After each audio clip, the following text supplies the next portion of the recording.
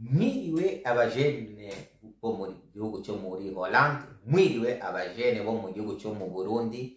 Mu mazina nitwa Jean Seguin Karorero, nkaba n'inyambukira y'i Burundi mu gihugu cyo muri Hollande. Tungiyi turabahaye kaze muri iki kiganiro twisi turi kumwe twese turashoboye. Ego turashoboye kwigishanya ikirundi.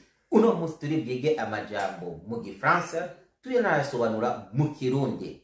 Ijambo autochtone di Burundi nukuvuga imvukira z'abana bavukiye mu Burundi, nukuvuga mu gataka k'i Burundi, ariko abavyeyi babo bakaba baje bava mu kindi gihugu. Umwana wese yavukiye mu Burundi uyo aba ari umurundi nk'abandi barundi. Irindi jambo rya kabiri turi bwige ni jambo réfugié. Ijambo réfugié mu Kirundi nukuvuga impunzi.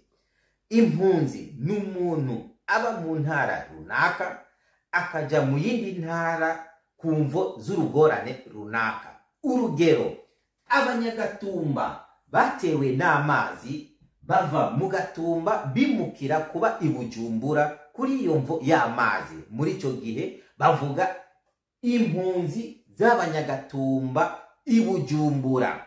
Murakoze cyane mwebwe mwakurikiranye iki kiganiro, tukaba twongeye kubasaba muze murafyonda buri munsi kuri chaîne y'iwacu yitwa Seguin TV kugira ibyo byose tora tubigisha umwe wese azarabibona. Iki cigwa kizodufasha kuko tuko turategura akazuza keza k'abana bazovuka muri 3e generation, imyaka 30, 60, 90. Murakoze cyane. Fyonda subscribe kuri Seguin TV. Imana nibanezagire. Seguin TV, komantere mashe kuzitanga, muzo mukoze cyane.